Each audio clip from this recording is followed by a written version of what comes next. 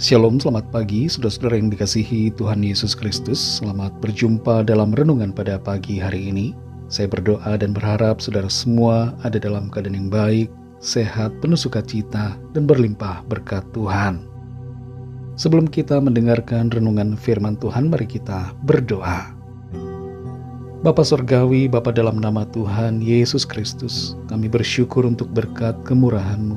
Tuhan sudah menyertai kami dari malam hingga pagi ini. Dan hari ini, saat ini kembali kami boleh ada, kami boleh bernafas, itu semua adalah kemurahan Tuhan. Sebelum kami memulai aktivitas kami rindu diperlengkapi dengan firman-Mu. Jamahlah hati kami Tuhan, jadikan seperti tanah yang subur, agar firman-Mu berakar, bertumbuh dan berbuah semakin lebat dalam hidup kami. Dalam nama Tuhan Yesus kami berdoa. Haleluya. Amin. Saudara yang dikasihi Tuhan, ayat renungan kita pada saat ini terdapat dalam Kisah Para Rasul pasal 19 ayat yang ke-19. Tertulis demikian. Banyak juga di antara mereka yang pernah melakukan sihir, mengumpulkan kitab-kitabnya, lalu membakarnya di depan mata semua orang. Nilai kitab-kitab itu ditaksir 50.000 uang perak. Saudara yang dikasihi Tuhan, ada kisah tentang seorang pemudi yang bernama Anissa mengalami kesurupan dalam jangka waktu yang cukup lama, dan keadaan itu membuatnya dalam kondisi memprihatinkan. Beberapa hamba Tuhan dari sebuah gereja kemudian mengunjungi Anissa di rumahnya. Dalam percakapan dengan orang tuanya, terungkap bahwa ayah dari Anissa masih menyimpan benda-benda yang merupakan jimat-jimat. Selain itu, ayahnya pun tidak sungguh-sungguh percaya kepada Tuhan. Jimat-jimat itu lalu dibawa ke gereja dan diadakan doa pelepasan serta pembakaran benda-benda okultisme tersebut. Ketika pembakaran jimat, ada suatu manifestasi roh jahat yang terjadi. Tapi oleh pertolongan Tuhan, hal itu dapat diatasi. Kuasa Tuhan Yesus bekerja dan menjamah Anissa, sehingga Anissa dilepaskan dari kuasa setan dan kembali hidup normal tanpa adanya gangguan kesurupan lagi. Dalam Kisah Para Rasul 19 ayat 19 ini tertulis sebuah peristiwa yang terjadi di kota Efesus saat pekabaran Injil sedang berlangsung. Banyak orang yang sebelumnya terlibat dalam praktik sihir menyadari akan kesalahannya dan memutuskan untuk mengubah haluan hidup mereka. Mereka mengumpulkan kitab-kitab sihir mereka yang berisi mantra, praktik kuasa kegelapan, dan berbagai ilmu okultisme, lalu membakarnya di depan semua orang. Nilai kitab-kitab itu sangat mahal, tapi mereka tidak menyayangkannya karena sudah sadar dan mengerti akan kebenaran. Buku-buku itu dibakar, tidak disimpan ataupun disumbangkan agar tidak mempengaruhi orang lain. Mereka mengambil komitmen untuk hidup menuruti kehendak Tuhan. Ada beberapa rema yang kita mengerti dari ayat ini. Pertama, pengenalan akan Kristus membuat pikiran kita mencapai pengertian yang penuh tentang kebenaran. Kita jadi tahu mana yang jahat dan yang tidak berkenan kepada Tuhan. Belenggu kuasa iblis seringkali membuat pikiran kita manusia terhalang untuk mengerti kebenaran. Ada banyak orang yang merasa berada dalam kebenaran, padahal sebenarnya ada dalam kuasa kegelapan. Tapi oleh kuasa firman Tuhan dan oleh lawatan Roh Kudus, maka pikiran kita diterangi sehingga kita mampu melihat mana yang benar dan mana yang tidak benar. Kedua, hidup dalam kebenaran memerlukan komitmen yang kuat untuk meninggalkan cara hidup yang lama, memutuskan ikatan dengan iblis, dan hidup dalam perubahan seturut dengan firman Tuhan. Orang-orang di Efesus yang sudah percaya bertekad untuk hidup baru dalam Kristus.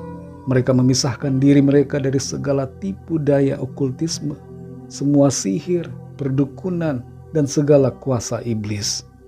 Meskipun untuk mengambil keputusan ini ada begitu banyak tantangan, tapi mereka mengambil sikap untuk menuruti apa yang menjadi kehendak Tuhan. Yang ketiga, jangan merasa sayang untuk meninggalkan kehidupan lama agar kita hidup dalam kebenaran-Nya. Meninggalkan praktek sihir, jimat-jimat, okultisme, dan semacamnya seringkali bukanlah keputusan yang mudah, karena ada perasaan rugi secara duniawi. Terlebih lagi ada berbagai ancaman dari kuasa kegelapan.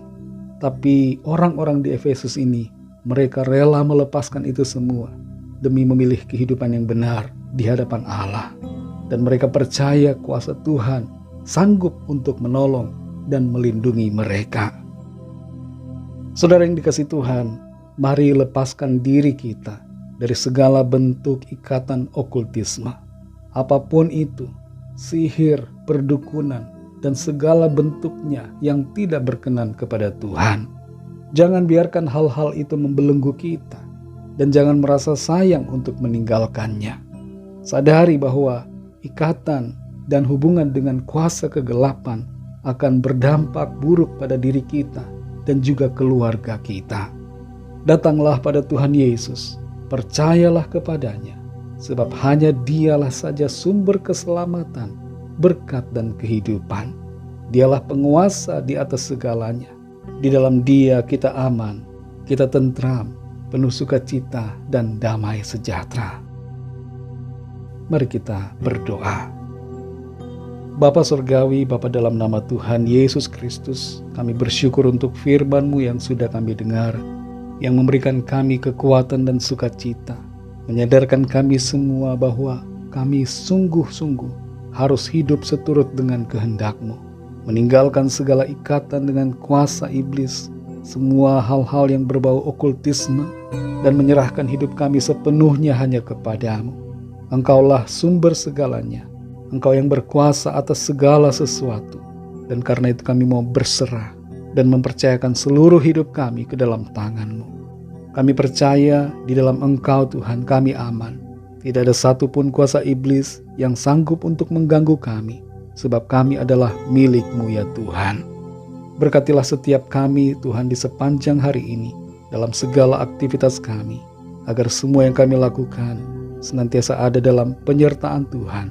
Tuhan membuat kami berhasil, dan kehidupan kami memuliakan nama Tuhan. Kami berdoa membawa setiap pergumulan kami masing-masing, agar tangan Tuhan menjamah kami, menyembuhkan yang sakit, menguatkan yang lemah, melepaskan yang terikat dan terbelenggu dosa dan kuasa kegelapan, serta memberikan jalan keluar yang ajaib.